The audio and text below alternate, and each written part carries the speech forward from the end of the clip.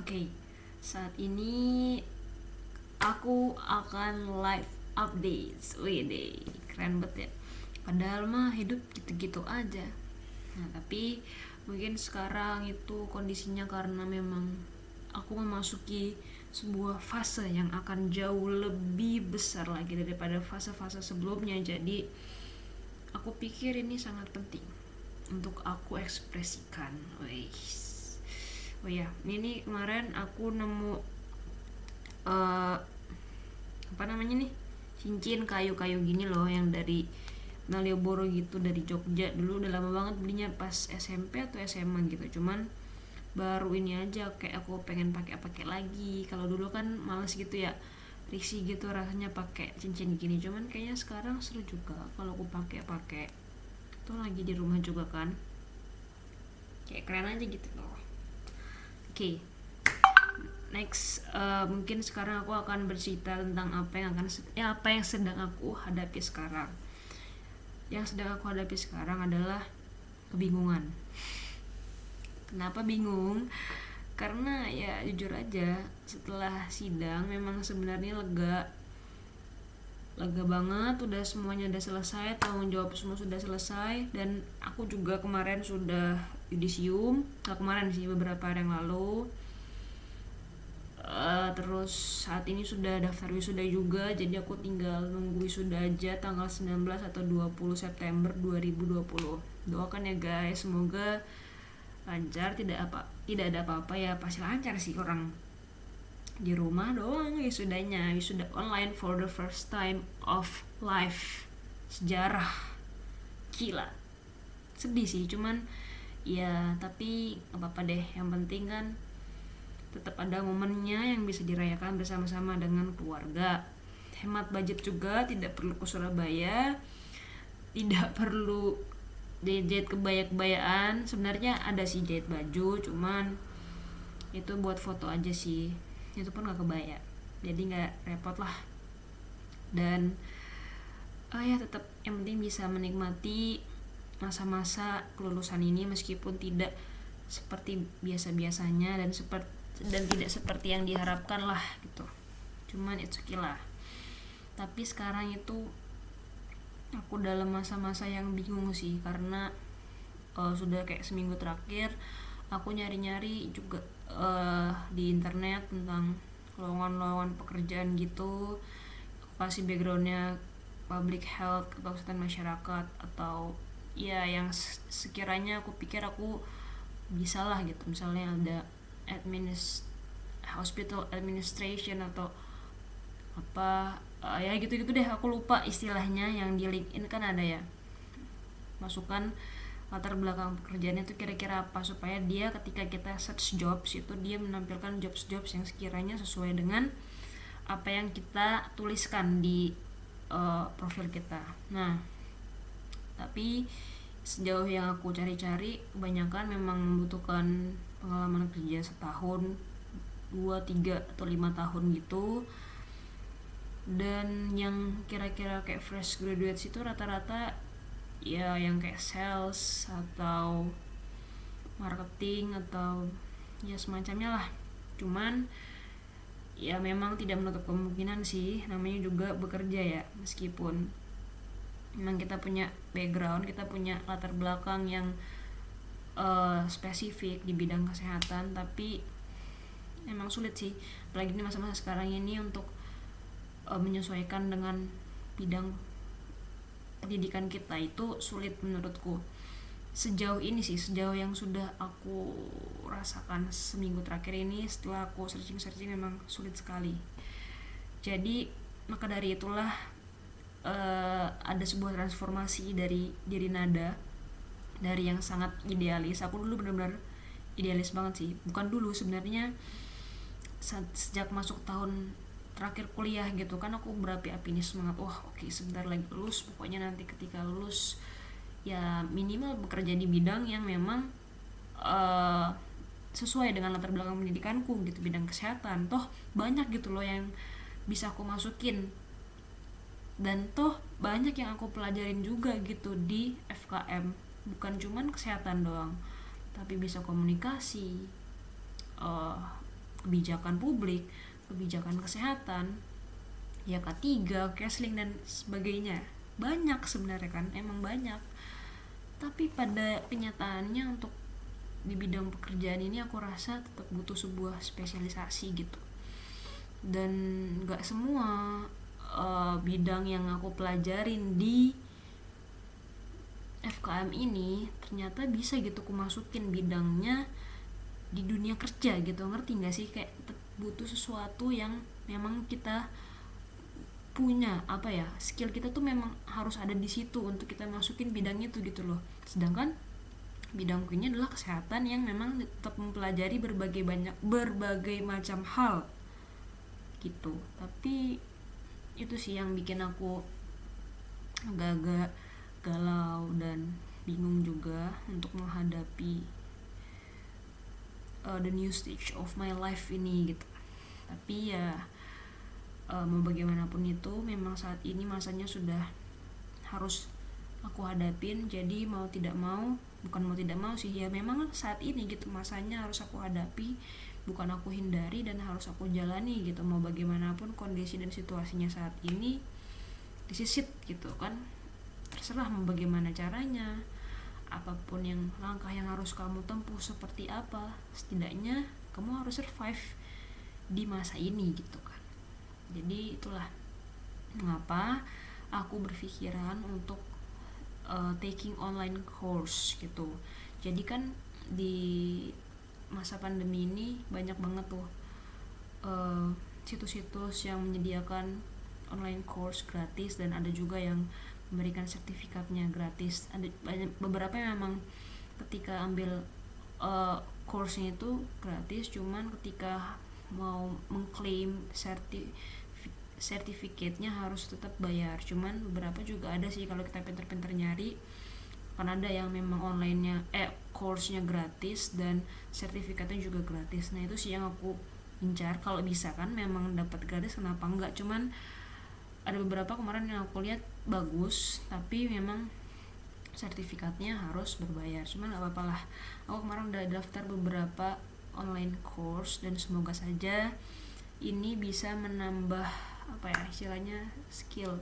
Meskipun sebenarnya skill itu kan proses yang panjang ya, bukan cuman sekedar ikut online course tentang misalnya marketing, online course dapat sertifikat kemudian otomatis aku menjadi sebuah ahli yang dalam marketing. Nggak gitu sih sebenarnya, cuman tetap saja aku melihat kebutuhannya ada gitu di masa seperti ini untuk aku menguasai berbagai macam skill yang ada untuk menyiapkan diriku secara pribadi menghadapi dunia pekerjaan. Selain memang untuk pegangan diri, aku butuh yang ada sertifikatnya ya, untuk menunjukkan bahwa ini loh aku sudah mengikuti dan aku punya setidaknya basicnya dalam hal ini gitu. Nah hal-hal ini yang tadi aku sebut, yang aku bilang akan aku ambil online course-nya, emang agak jauh sebenarnya dari latar belakang pendidikanku, karena aku pikir hal-hal yang kupilih ini adalah hal yang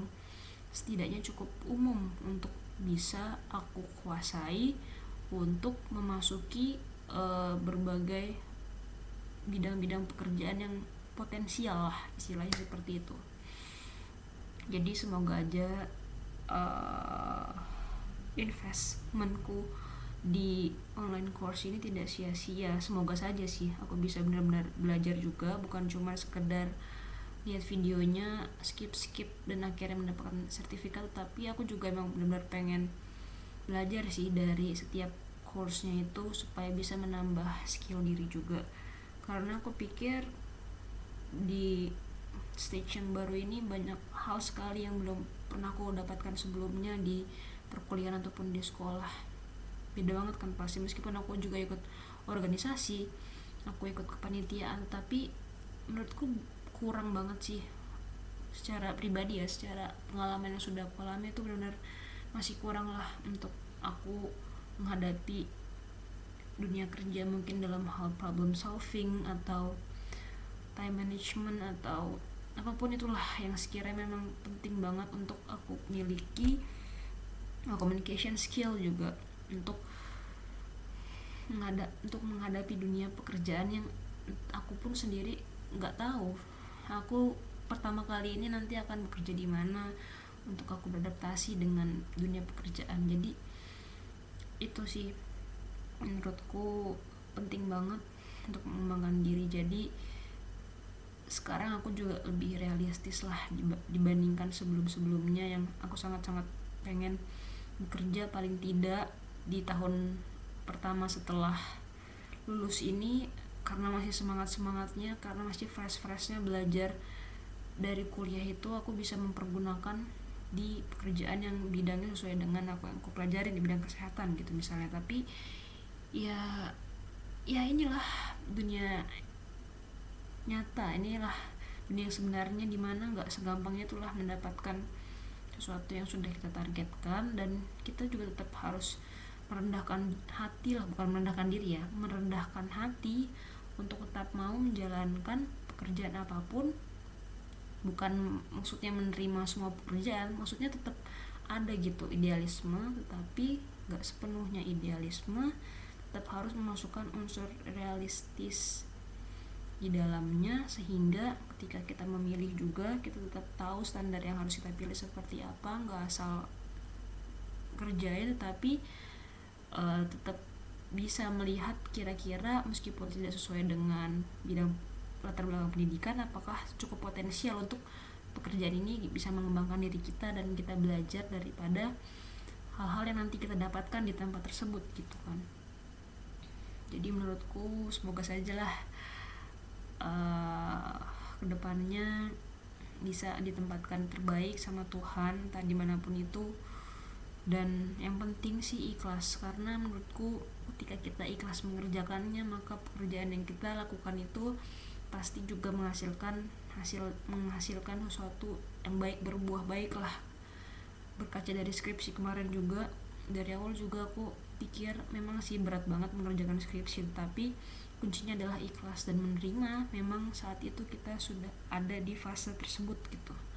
Kayak aku benar oke, saat ini memang waktunya, ayo kerjakan meskipun bingung, tetap jalan, cari tahu, bertanya, dan tetap ya kerjakan aja sampai pada akhirnya puji Tuhan selesai juga. Dan ya mungkin harus seperti itu juga yang aku pegang prinsipnya di memulai dunia untuk memulai memasuki dunia pekerjaan ini, meskipun belum bekerja ya, tapi kan intinya mencari pekerjaan pun istilahnya adalah bekerja.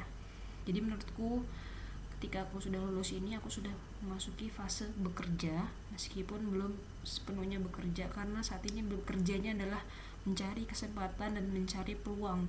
Jadi ya keikhlasannya yang pasti sudah harus mulai dari sekarang, bukan dimulai dari ketika kita mendapatkan pekerjaan itu. Karena menurutku mencari pekerjaan itu juga proses yang penting di dalamnya, di dalam suatu proses kehidupan bekerja. Karena kalau nggak mencari dulu ya kita nggak akan mendapatkan pekerjaan kita nanti kan. Jadi menurutku proses mencari pekerja ini adalah sebuah titik awal yang krusial juga sih ya, yang penting, dan ya yang membentuk kita untuk bagaimana nanti kita bekerja. Apaan sih nggak jelas ya, pokoknya begitu sih. Semoga saja ya ditempatkan Tuhan yang terbaik lah, meskipun masih ada sih impian-impian yang ingin diwujudkan. Terutama mungkin aku pengen banget sih kerja di kementerian, PNS, tapi PNS di kementerian itu sebuah cita-cita anak kesehatan masyarakat.